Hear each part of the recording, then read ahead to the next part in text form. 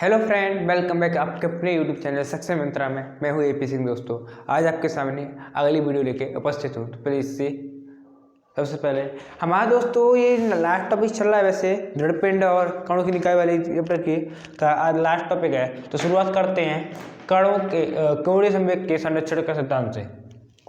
कोणीय संवेग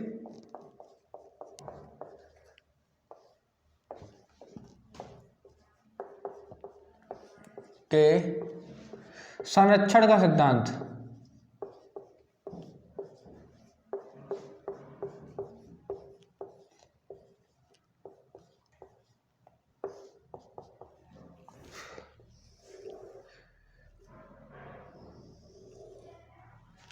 ठीक है दोस्तों, इससे शुरुआत करते हैं।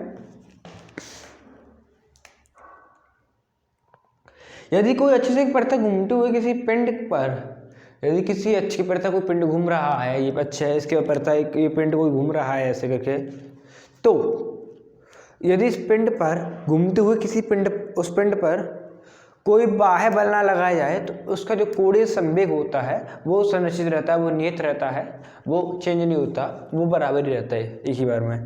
तो लिखते हैं किसी अक्ष की परितः, मतलब क्या है ना, यदि किसी अक्ष की परितः घूमते हुए किसी पिंड पर, यदि किसी अक्ष के परितः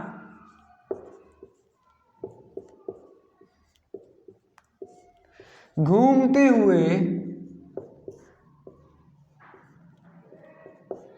पिंड पर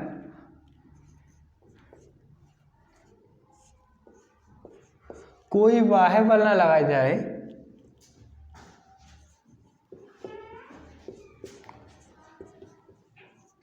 बाह्य बल ना लगाया जाए,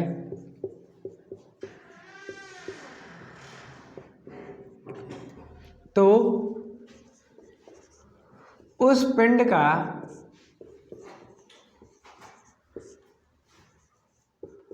कुल कोणीय संवेग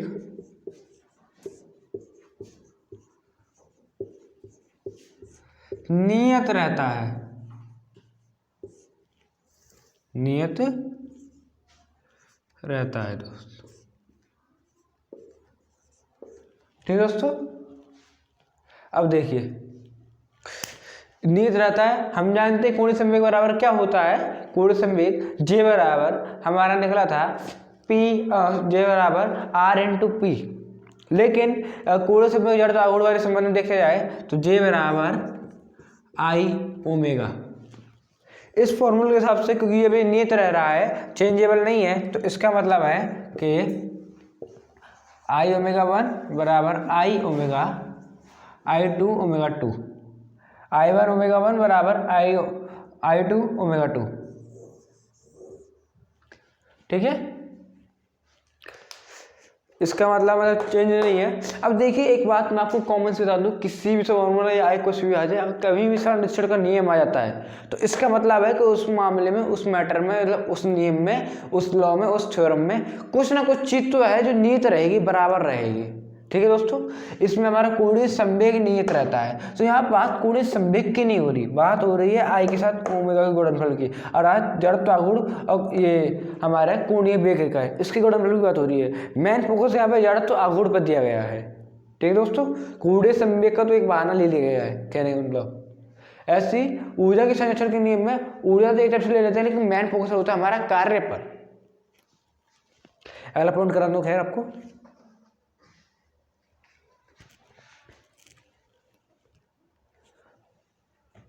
और इसमें एक बात हो गई है, ये एक जैसा, इसकी भी एक कंडीशन होती है, यदि बल आघूर्ण हमारा टाउ हो, वो टाउ बराबर 0 हो।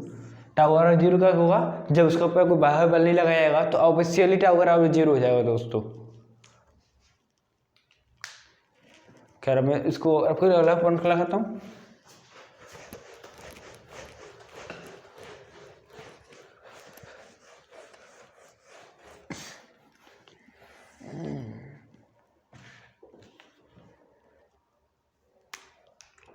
लोटनी गति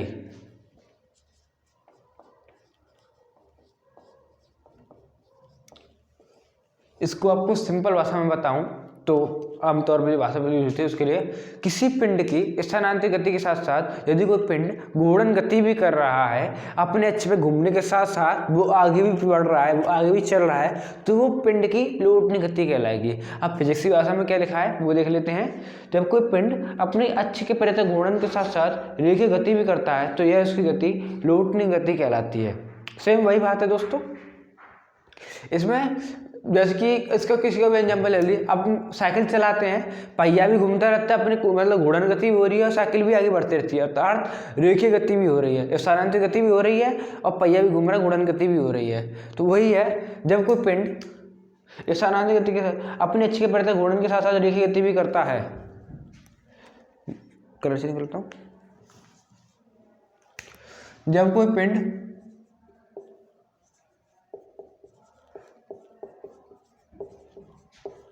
अपनी गति अपने अक्ष के परितः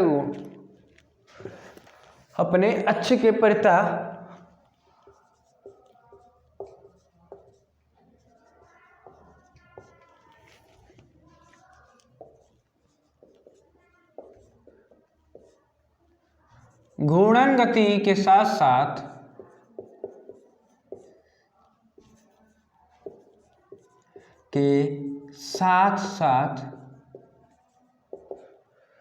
रेखीय गति भी करता है,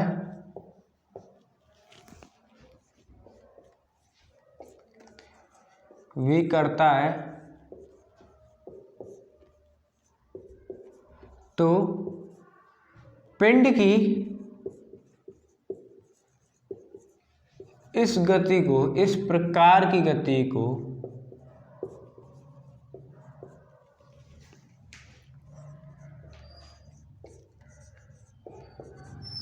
लोटनी गति कहते हैं। कौन सी गति? लोटनी गति कहते हैं। ये कंबाइंड गति कह सकते हैं आप, उसको कंबाइंड टाइप में करता है, लोटनी गति कहते हैं। ठीक है, हम जानते हैं दोस्तों लोटनी गति मतलब कि इसमें क्या कह रहा है कि इन दोनों का योगफल होगा, घूर्णन गति का और रेखीय गति दोनों का योगफल होगा। ठीक है, पहले इसका मैं एग्जाम्पल देता हूँ। जैसे कि एग्जाम्पल में सड़क पर साइकिल, बस, कार आदि के पहियों की गति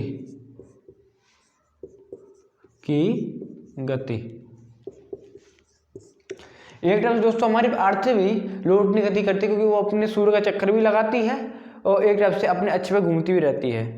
ठीक है दोस्तों, नोट कर लिया वाला पॉइंट।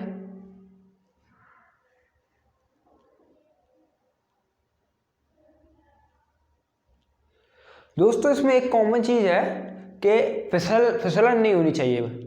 मतलब जैसे आप मारते बेहद तेज स्पीड में आ रही है साइकिल और अचानक से आपने ब्रेक मार ली, और ब्रेक मारे उसके बाद भी आप देखते हैं कि यहाँ, जैसे कि आपको यहाँ पे दिखाता हूँ मैं, आपकी साइकिल आ रही है बड़ी तेज स्पीड में, यहाँ से आपने ब्रेक मार ली, यहाँ पे आके ब्रेक मारी है यहाँ से, लेकिन यहाँ तक भी आपकी साइकिल गई है।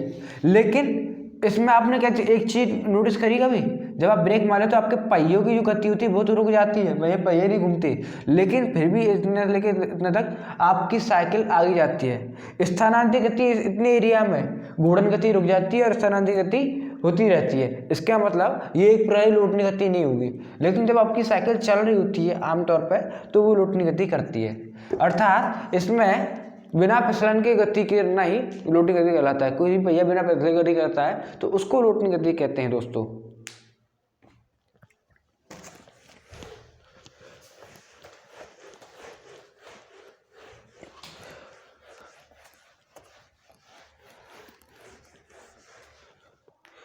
इसमें अर्थात पिंड की कुल ऊर्जा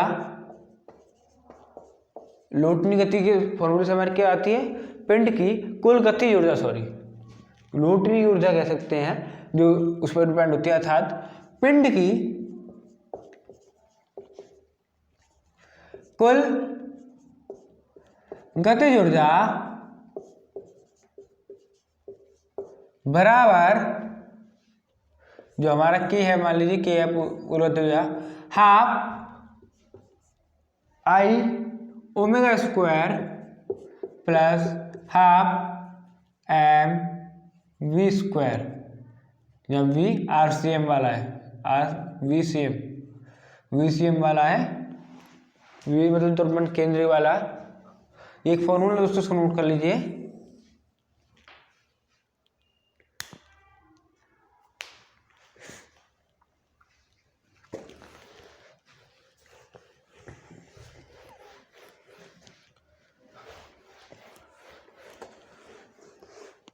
अगला पॉइंट आता है दोस्तों आनत तल पर लौटने गति। कोई पिंड आनत तल पर लौटने गति कैसे करता है उसके बारे में है। आनत तल पर लौटनिक गति,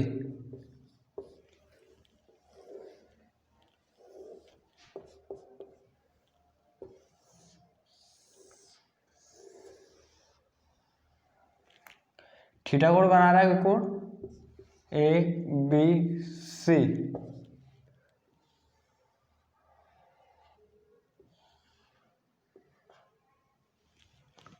ठीक है दोस्तों।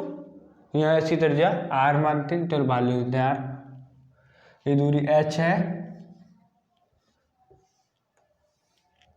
यहाँ से लेके यहाँ तक की दूरी हमारी एस मान ली हमने, ये थीटा कोण है। अब यहाँ पे देखिए कोई पिंड चित्र में क्षैतिज से थीटा कोण बनाता हुआ, चित्र में क्षैतिज से थीटा कोण बनाता हुआ एक आनत समतल है। कैसा दोस्तों, एक आनत समतल है, एक समकोण त्रिभुज के रूप में आप कह सकते हैं।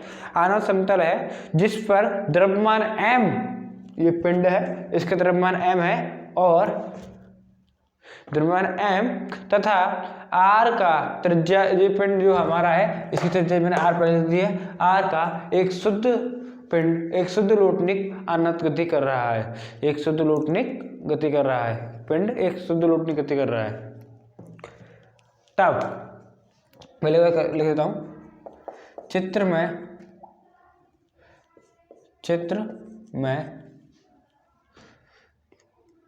में क्षैतिज से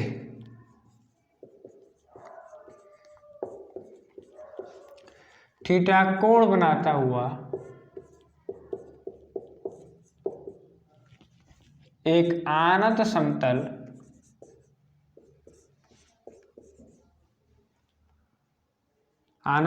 पर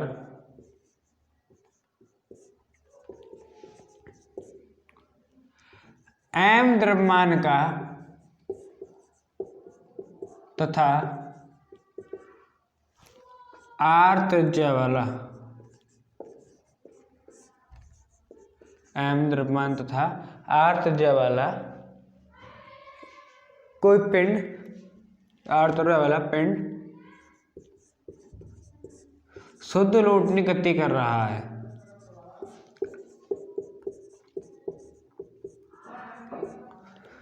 गति कर रहा है दोस्तों। तब इस कंडीशन में क्या फॉर्मुलेशन होगी हमारी, उसके बारे में देखते हैं दोस्तों। तो दोस्तों अब मैं कुछ इसके फॉर्मूले करा रहा हूं।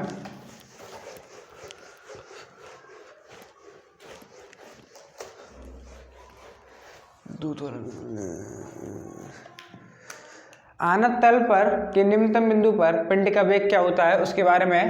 आनत तल के निम्नतम बिंदु पर पिंड का वेग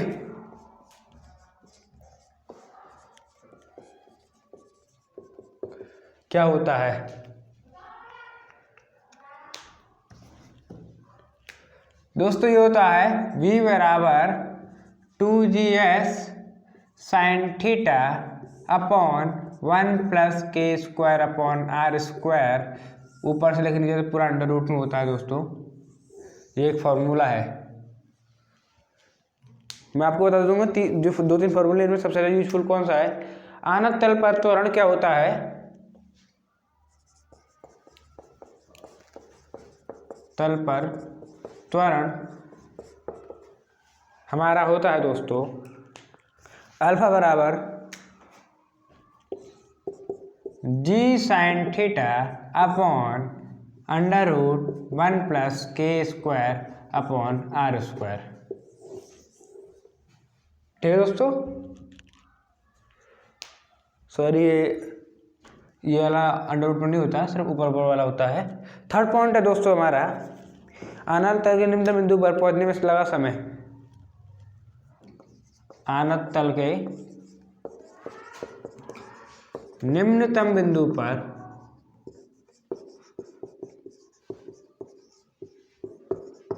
पहुंचने में लगा